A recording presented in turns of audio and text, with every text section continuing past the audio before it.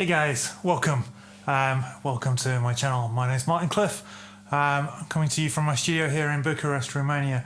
And this is not really a new series, but we're just having a look at the guitars slowly, week by week, that make up my collection in 2022.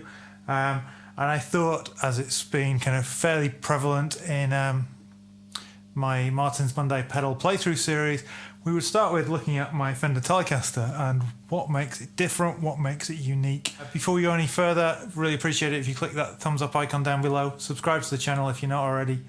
Let's get started. This is maybe not unique, but certainly not a common guitar. The body is from an American Special Telecaster, which I bought in 2018.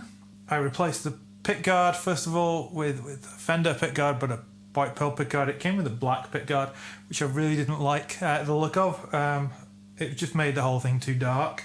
I have a Fender Twisted Tele custom shop pickup in the neck. It's a stock bridge pickup, which I think is a Texas Special. The other main modifications I've made, I put an electro socket output jack on, which basically screws into the guitar, and it's a much more secure thing. It's got a switchcraft jack in there, so it just makes the whole thing a little bit more secure, and you can also use a right angle plug without difficulty, unlike one of my earlier Telecaster videos where it's like, I can't plug in my jack plug, I need to go and find a new lead.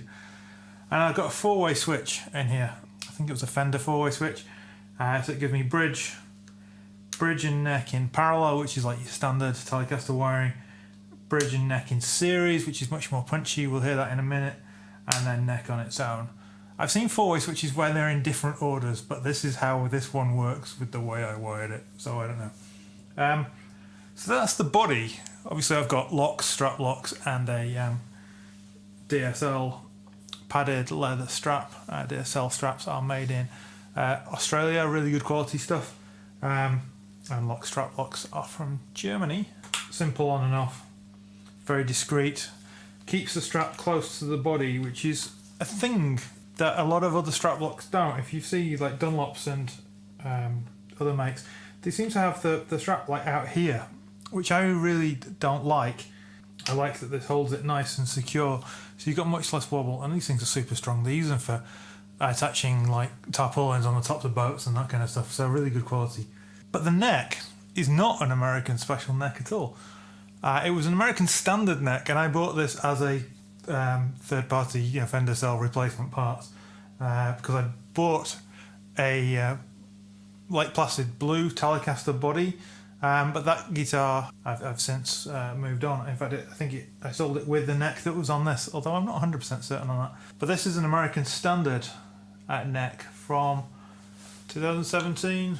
Yeah, 2017. So 17 neck, 18 body. I added Fender locking tuners to it, but I changed out the tuning buttons for these Hipshot A07F Perloid buttons, and they help to kind of compensate a little bit for the extra mass that you get on the with having the locking mechanism on the tuners, because sometimes if you add locking tuners to particularly a guitar like a Telecaster, which doesn't have an extended top horn, it gets a bit net heavy. So this reduces the weight just a little bit compared with the metal, steel or whatever it is, buttons. It doesn't altogether solve the problem, but it helps a little bit.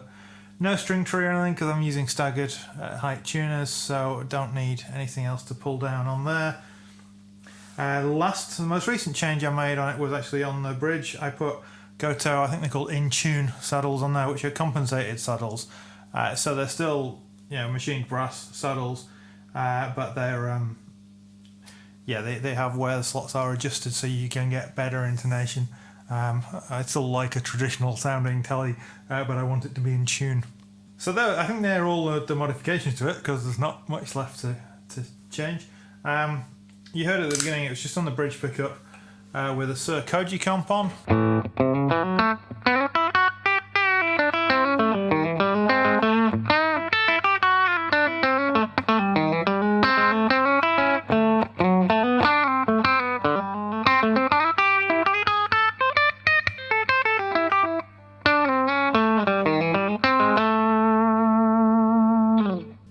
switch to that in between.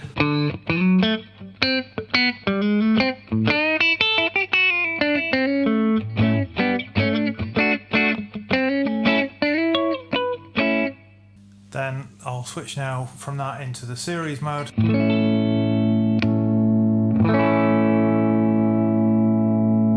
it becomes a lot fuller and a little bit louder.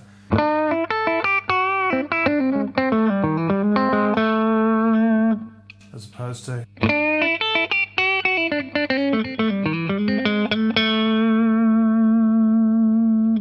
then on the neck.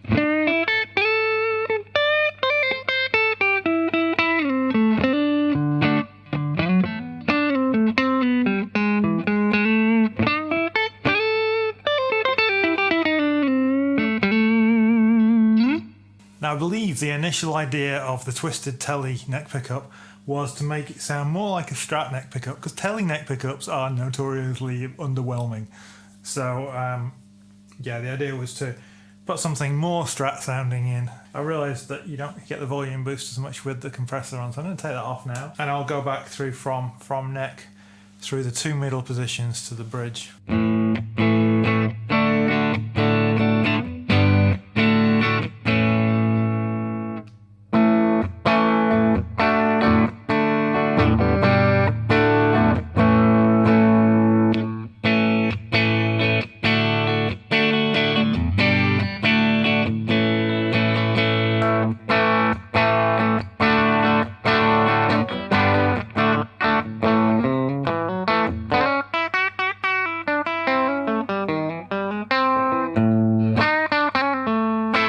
Obviously this isn't the kind of guitar that you see me playing all the time on this channel, but I wanted to have something that was a little bit more traditional, if you will. At one point I had 4 Telecasters, and this is the one, partly being the one that isn't stock, so it was the kind of easiest one to keep hold of, or the hardest to sell maybe.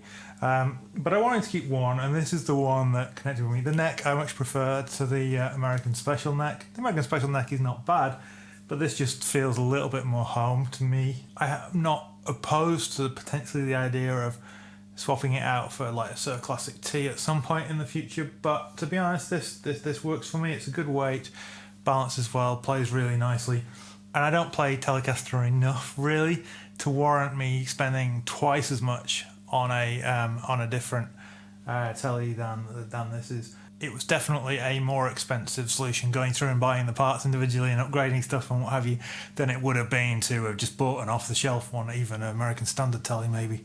But it meant that I could get the things that I wanted, and that's always the fun thing about tinkering with stuff and putting together guitars and modifying them as you wish. So yeah, very traditional guitar. It plays really nicely. When I need that Tele sound, it does. You know, it ticks those boxes. It's great.